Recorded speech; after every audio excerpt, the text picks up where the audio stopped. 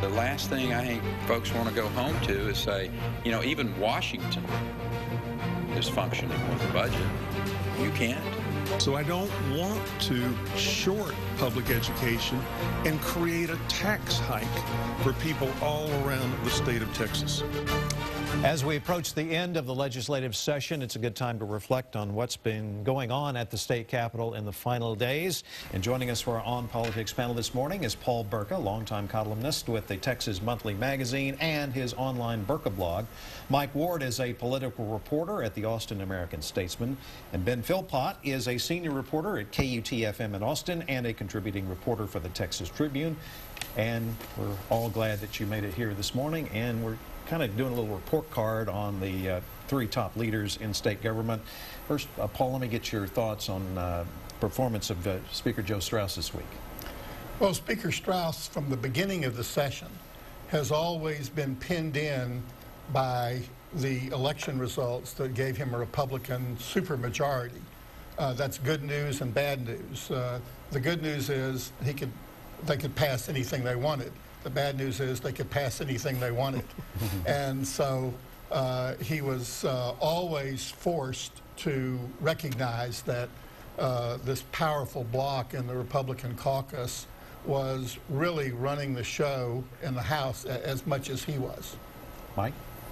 I think that the Senate has had difficulty this time in adjusting to the new dynamics of the House, and I think that has played itself out in some different respects than it has in previous sessions. I think that the changing politics in both houses this time is, to a large respect, why the legislature is where it is at this point. And I think both Straus and Dewhurst have had some issues in dealing with their two respective bodies. Ben? Yeah, I think that Speaker Straus has had to deal with that supermajority and also outside forces like Michael Quinn Sullivan and Power Texans, or Power Texas.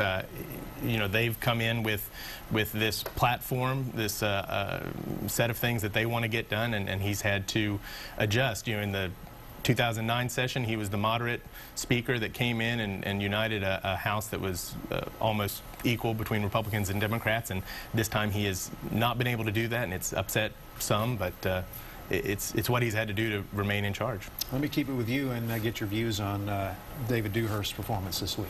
Well, you know, I think he's come back a little bit from a couple weeks ago when he threw the Senate budget writers under the bus for some of the things, using the rainy day fund and other things that they were negotiating. He seems to you know, the Senate's gotten the education funding that they wanted out of this budget negotiation this week. The House was cutting about $4 billion more than the Senate was going to cut, and they're going to go. We haven't seen the final numbers, but it looks like they're going to go with the House side, or excuse me, the Senate side of it. You know, at the same time, you just showed a clip earlier about Dewhurst saying, you know, we want to have the Senate's version of the education funding because we don't want tax increases up around the state. I think if you look, there are already school districts that are planning tax elections, no matter what the final numbers are, so that's a little disingenuous, but... Right. Mike? I think Dewhurst has had a kind of a tough week. A lot of the numbers that are now emerging as part of the agreement are not what the Senate wanted. I think he had hopes going into this of getting much higher numbers on the school funding, and there's been a lot of push and shove, and I think the general perception is that the House has won a lot of the stuff that has been coming out of the budget negotiations, rightly or wrongly.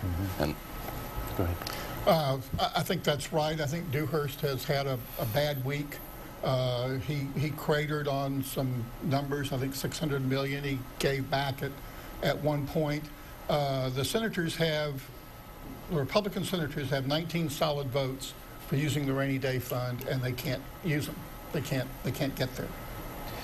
Governor Rick Perry, what's he been Rick Perry dominated this session of the legislature from start to finish.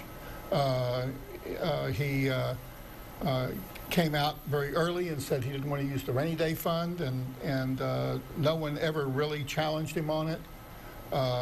He partisanized the session by having 5 emergency issues. They were all bedrock Republican primary issues, which most of the members in the House like, because they're afraid of their electorate. They want to go home and say, look, we passed an immigration bill, we passed a sonogram bill, an abortion bill, so they're happy with that.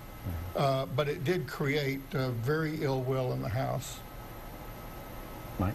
I think in some respects the Perry session has nothing to do with the session. I think it has to do with national politics, and I think Perry has placed himself in great places as far as how this thing is playing out.